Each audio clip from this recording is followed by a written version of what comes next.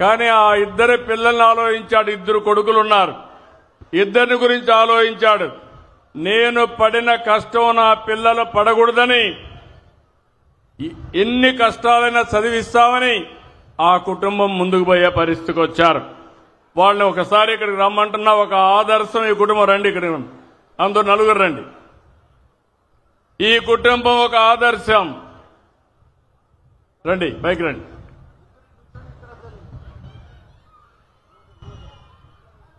ఈ కుటుంబం తమ్ముళ్ళు కూర్చోండి అమ్మా, ఒక్క నిమిషం మీరు అటు కూర్చోవాలి. వెనకాల కనపడాలి. వీళ్ళు చూస్తే నీ పేరు అఫ్సర్ ఖాన్ చూస్తే ఈరోజు ఆయన భార్య ఆయన కష్టపడి ఇద్దరి పిల్లల్ని బ్రహ్మాండంగా చదివిస్తున్నారు.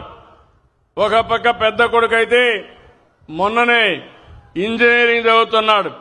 ఎలక్ట్రికల్ ఇంజనీరింగ్ ఆయన చదువుకునే పరిస్థితికి వచ్చాడు. ఇంకో పక్క చిన్న బాబు అయితే ఇంటర్మీడియట్ చదువుతున్నాడు. 10th క్లాస్లో స్టేట్ లో 4వ ర్యాంక్ వచ్చిన అభ్యర్థి ఈ చిన్న బాబు. ఒక ఆటో డ్రైవర్ కుటుంబం, ఒక స్ఫూర్తిదాయకమైన కుటుంబం. ఈ ఆడబిడ్డ అయితే ఇంట్లో ఉన్నప్పుడు భర్తకు చేదోడుగా ఉండాలని కుట్టు మిషన్ ఇవన్నీ పెట్టుకుని నెలకు 4-5 రూపాయలు ఆవిడ సంపాదిస్తుంది. ఇద్దరు కలిసి మేము చదువుకోలేదు, మా పిల్లల భవిష్యత్తు బ్రహ్మాండంగా ఉండాలని ఇద్దరి పిల్లల కోసం వాళ్ళు ఒక నిర్ణయం తీసుకుని బ్రహ్మాండంగా మోటివేట్ చేశారు. ఇలాంటి కుటుంబాలన్నీ కూడా ఆటో డ్రైవర్ని చూశాను. ఇప్పుడే ఇంకొక ఆటో డ్రైవర్ మా మాధవ్ గారు వచ్చారు. ఆ ఆటో డ్రైవర్ పిల్లలు చూస్తే ఒక ఆడబిడ్డ MBA చేస్తా ఉంది. అంటే మన ఆటో డ్రైవర్ పిల్లలు గుర్తుపెట్టుకోవాలి, తెలివితేటలున్నాయి, శక్తి సామర్థ్యాలున్నాయి, మట్టిలో మాణిక్యాలు. ఈ పిల్లల్ని చదివిస్తే ప్రపంచాన్ని శాసించే శక్తి మన పిల్లలకుంది. ఆ పని నేను చేస్తానని మీ అందరికీ హామీ ఇస్తున్నా. మీ జీవితాలే కాదు, మీ పిల్లల భవిష్యత్తు బంగారు భవిష్యత్తు చేసే బాధ్యత నాది. కూర్చోండి.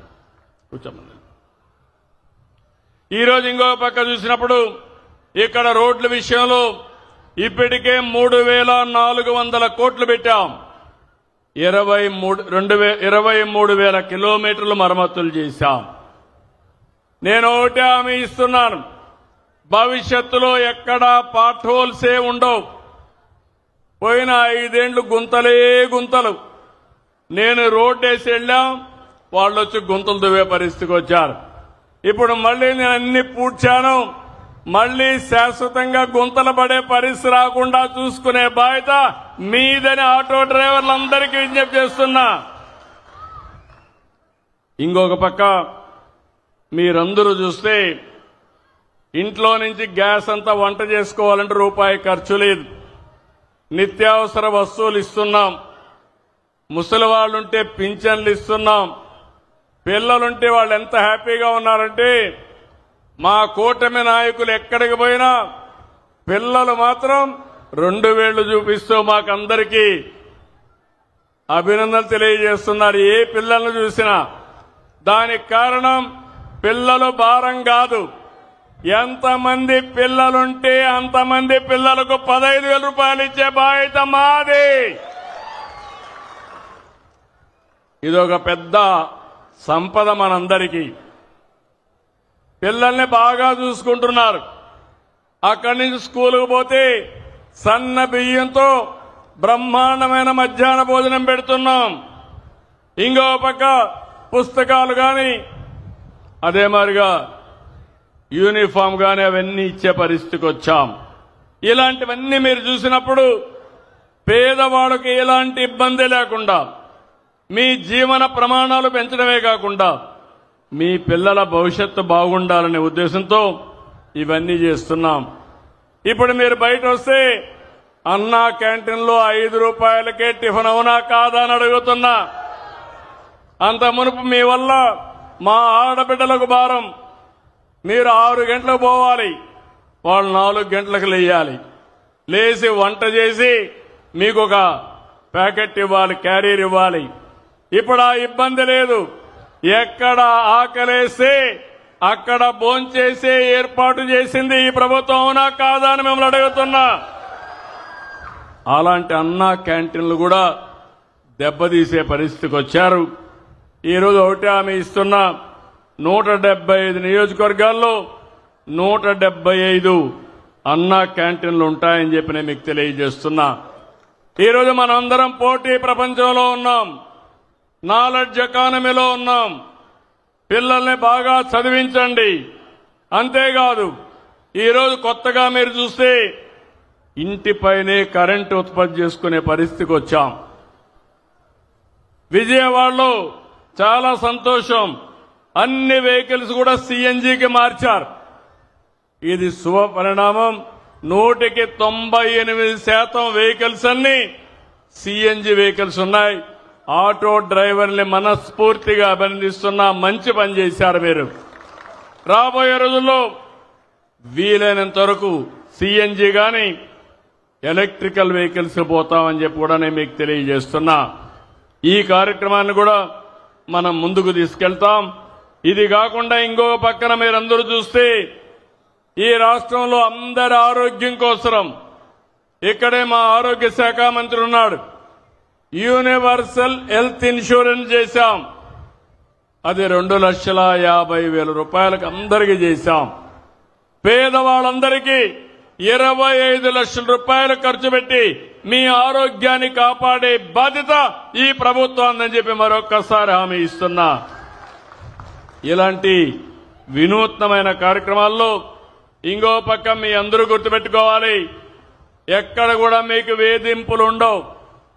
అదే సమయంలో అటు ఇటు వెళ్లిపోతా ఉంటే మీరు కూడా పోలేరు. మళ్ళీ ఆ విషయం కూడా గుర్తుపెట్టుకోవాలి. క్రమశిక్షణ అవసరం. అదే సమయంలో మీకోసం నేను ఒకటి హామీ ఇస్తున్నా, జీవోల ఏదైతే జరినామాల జీవో ఉందో దాన్ని రద్దు చేస్తాం. కానీ మీరు గుర్తుపెట్టుకోవాల్సింది, మీరు తిరుగుతా ఉంటే ఎక్కడికక్కడ సీసీటీవీ కెమెరాలు ఉంటాయి, రికార్డ్ అయిపోతాయి. మీరు అనవసరంగా కయాస్ క్రియేట్ చేస్తే దానివల్ల మీకు కూడా నష్టం. మిమ్మల్ని ఎడ్యుకేట్ చేస్తాం, రోడ్లు బాగేస్తాం, మీకోసం ఒక సంక్షేమ బోర్డు పెడతాం. నా ఒక్క చిన్న కోరిక, మీరు కూడా క్రమశిక్షణగా ఉండి 10 మందికి చెప్పి దానివల్ల టూరిజం అభివృద్ధి అవుతుంది, లా అండ్ ఆర్డర్ మెయింటైన్ అవుతుంది. మీ జీవితాలే కాకుండా ప్రయాణం చేసే వ్యక్తుల యొక్క ప్రయాణం కూడా సుజావుగా ఉంటుందని చెప్పి కూడా నేను మీకు తెలియజేస్తున్నా. అదే సమయంలో ఏవైతే ఆటో డ్రైవర్లందరికీ ఫేజ్డ్ మేనర్ మీ వెహికల్స్ అన్ని మార్చడానికి, ఈవీ వెహికల్స్ చేయడానికి కూడా ముందుకు పోతాం. ఫిట్నెస్ టెస్టులలో గాని చాలా ట్రాన్స్పరెన్సీ చేస్తాం. చలానాల సిస్టమ్ సరళీకృతం చేస్తాం. బ్రేక్ లైసెన్స్ టెస్టింగ్ కేంద్రాల విస్తరణ, ఇవన్నీ కూడా చేపడతామని చెప్పి కూడా నేను మీకు తెలియజేస్తున్నా. ఇవన్నీ కూడా ఒకటే మీ అందరికి గుర్తుపెట్టుకోవాలి.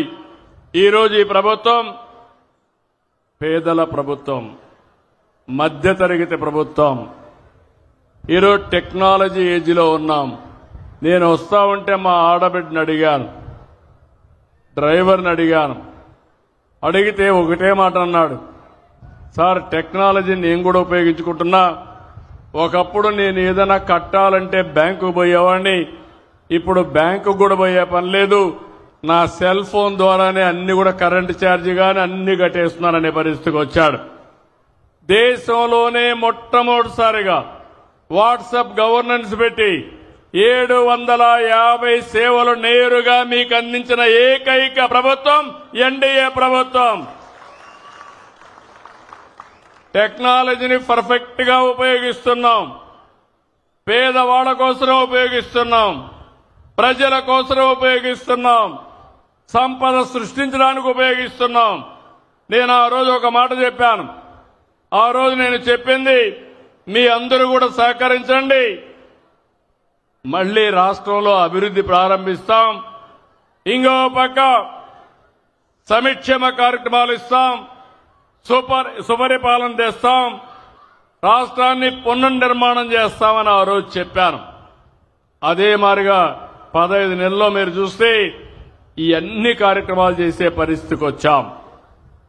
నేను అడుగుతున్నా, 15 నెలల కంటే ఇప్పుడు మెరుగైన పాలన ఉందా లేదా? తమ్ముళ్ళు మీరే చెప్పండి. సంక్షేమ కార్యక్రమాలు అర్హులకు అందుతున్నాయా లేదా? మీరే చెప్పండి. అభివృద్ధి బాగుందా లేదా అని మిమ్మల్ని అడుగుతున్నా. ఈరోజు కేంద్రం కూడా మీరు చూస్తే జీఎస్టీ తీసుకొచ్చారు. జీఎస్టీ ద్వారా సూపర్ సేవింగ్స్, దసరా, దీపావళి, ఇంకో పక్క సూపర్ 6, ఇప్పుడు ఇంకో పక్క సూపర్ జీఎస్టీ. ఈ జీఎస్టీ వల్ల మీరు కొనే వస్తువుల రేట్లు బాగా తగ్గిపోతున్నాయి. మీకు కూడా వెసులుబాటు వస్తా ఉంది, కొనుగోలు శక్తి పెరుగుతా ఉంది. పేదవాడు అవసరమైతే ఎలక్ట్రానిక్స్ కొనుక్కోవాలంటే, ఫ్రిడ్జ్ కొనుక్కోవాలన్నా, ఏసీ కొనుక్కోవాలన్నా, ఫ్యాన్ కొనుక్కోవాలన్నా, నిత్యావసర వస్తువులు అందుబాటులో ఉండాలన్నా ఈ సూపర్ 6 సూపర్ జీఎస్టీ బ్రహ్మాండంగా పనిచేస్తుందని చెప్పి కూడా నేను మీకు తెలియజేస్తున్నా. ఇలాంటి వినూత్నమైన కార్యక్రమాలు వచ్చినప్పుడు నిన్న మొన్న నేను చూశాను. వైబ్రెంట్ విజయవాడ చాలా బాగా చేశారు. 11 రోజులు శబాష్ విజయవాడ, వండర్ఫుల్ వర్క్ చేశారు విజయవాడ వాసులందరూ కూడా. మామూలుగా కాదు, నేను ఎప్పుడు చూశాను కానీ 7 రోజుల్లో 240 ఈవెంట్లు పెట్టి పుర ప్రముఖులందరూ కలిసి, ప్రభుత్వం కలిసి, ప్రజాప్రతినిధులు కలిసి ఒక బ్రహ్మాండమైన వాతావరణాన్ని క్రియేట్ చేశారు. ఒకప్పుడు దసరా అంటే బెంగాల్, దసరా అంటే మైసూర్, ఇప్పుడు దసరా అంటే విజయవాడ. అవునా కాదా? కొత్త చరిత్ర. అందుకే మళ్ళీ మీ అందరికీ దీపావళి కూడా శుభాకాంక్షలు తెలియజేస్తున్నా. అయితే ఈ సందర్భంగా ఒక విషయం మీకు చెప్తున్నాను. పండుగలు మన భారతీయ సంస్కృతిలో భాగం. ముఖ్యంగా మన తెలుగువారు కూడా